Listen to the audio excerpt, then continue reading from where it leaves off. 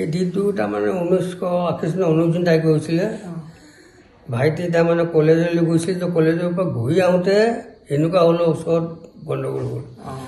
সেই গণ্ডগোলতে এই দুৰ্বৃত্তই তাৰমানে চোকা অস্ত্ৰৰে আঘাত কৰি পেলাই হত্যা কৰা হৈছে। সি হত্যা কৰি থকা অৱস্থা তথাপিতো দৌৰ মাৰি পেলাই এনেকুৱা হ'লে সোমাইছিলে, তথাপিতো ৰক্ষা নাপালে, তাৰমানে তাত পূৰা তেৰতে কৰি পেলালে। তাৰপৰা সেই সময়তে পুলিচ আহিলে, মানুহ কিছুমান আহি পেলাই মেডিকেললৈ এফাৰ কৰিলে, ডিব্ৰুগড় মেডিকেল কলেজ।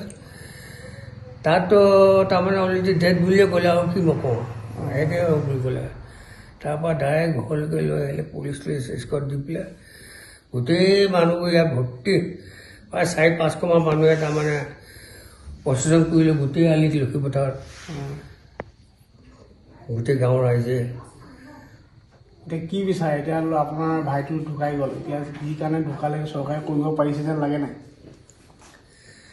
তেনেকৈতো বৰ্তমানতো একো হোৱা দেখাই নাই আজিলৈকে। শ্বহীদৰ প্ৰতি কোনো এটা মূল্য নাইকিয়া হৈ আছে। সেইটো সমাধান হ'ব লাগে, এইটো মই চিন্তা কৰোঁ। কাৰণ 855 জন শ্বহীদ হৈছে, এইটোতো কিবা ভালকৈ বিচাৰ হ'ব লাগে। তেনেকৈ এতিয়া গভৰ্ণমেণ্টে কি ব্যৱস্থা কৰিছে, এতিয়া আমিতো আলোচনাত ভালমতে যদি হৈ গ'ল ভালে পাওঁ।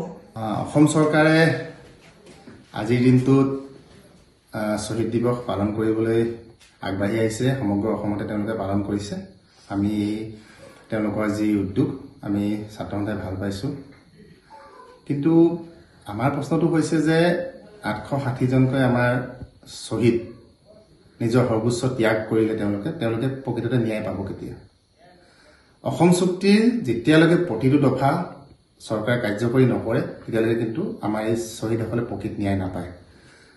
অসম চুক্তিৰ মূল দফাৰ ভিতৰতে আছে 5 নম্বৰ দফা, অবৈধ বাংলাদেশী বিতাড়ন, চিনাক্তকৰণ, বিতাড়ন। আৰু অসম আন্দোলন এইটো মূল বিষয় আছে। কিন্তু এই বিষয়টো আজিলৈকে কোনো ধৰণৰ সমাধানৰ পথ আমি নেদেখিলোঁ। কংগ্ৰেছ চৰকাৰ থাকিলে, বিজেপি চৰকাৰ আহিলে গ'ল, আকৌ বিজেপি চৰকাৰ, কিন্তু আমি নেদেখিলোঁ। আৰু শ্বহীদ পৰিয়ালসকল হওক, ছাত্ৰ সন্থা হওক, আৰু আমাৰ যিসকল শ্বহীদ, তেওঁলোকে সঁচাকৈ ন্যায় পাব তেতিয়াহে যেতিয়া অসম চুক্তিৰ প্ৰতিটো দফা কাৰ্যকৰী হ'ব।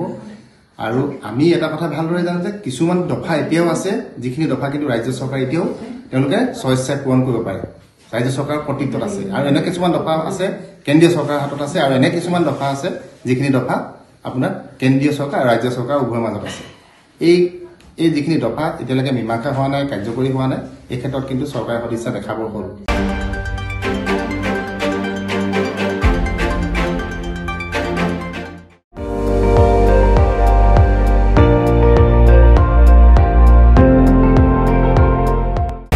আপুনি চাই আছে ND24, সৰ্বশ্ৰেষ্ঠ নহয় সৰ্বোত্তমৰ দৌৰ।